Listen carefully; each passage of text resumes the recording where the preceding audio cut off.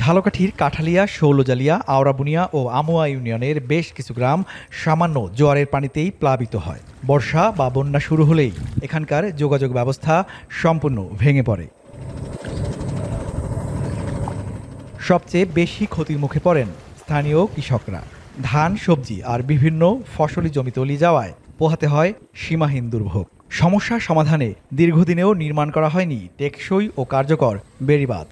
দুর্ভোগের বিষয়ে বিভিন্ন দপ্তরে আবেদন করেও সুরাহা মেলেনি। মাছের ঘেরগুলা তলিয়ে যায়, রাস্তাঘাট তলিয়ে যায়, ফসলের ক্ষেত তলিয়ে যায়, কোটি কোটি টাকার ফসল নিধন হয়। বন্যার সিগন্যাল দেয়, তাইলে আমরা কোনো রকম বাড়িঘরে থাকতে পারি না। সব আত্মীয় স্বজনের বাড়ি এবং উপজেলায় সব চলে যায় বাড়িঘর ফেলাই থিয়া। আমরা এই এলাকার মানুষ যথেষ্ট দুর্ভোগে আছি এবং জলোচ্ছ্বাসে বাড়িঘর সব ডুবে যায়। এলাকার মানুষ দীর্ঘদিন যাবৎ এই বেড়িবাঁধের জন্য আন্দোলন সংগ্রাম করে আসছে, কিন্তু কর্তৃপক্ষ এটাকে গুরুত্ব সহকারে আমলে নিচ্ছে না।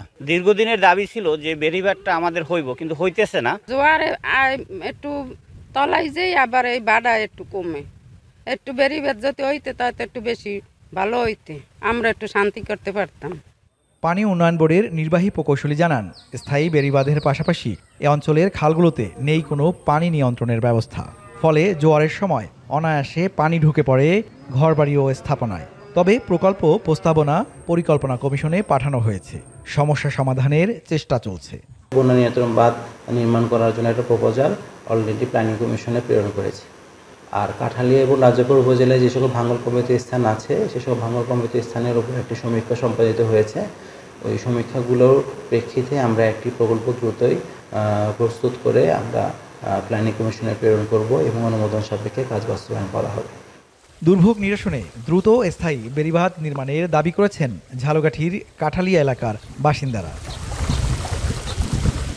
কার্যকর কোনো পদক্ষেপ না থাকায় প্রতিবছর একই দুর্ভোগে পড়ছেন কাঠালিয়ার মানুষ। স্থানীয়দের প্রত্যাশা, কর্তৃপক্ষ দ্রুত এই সমস্যার স্থায়ী সমাধান করবে। আল আমিন তালুকদার, এখন ঝালকাঠি।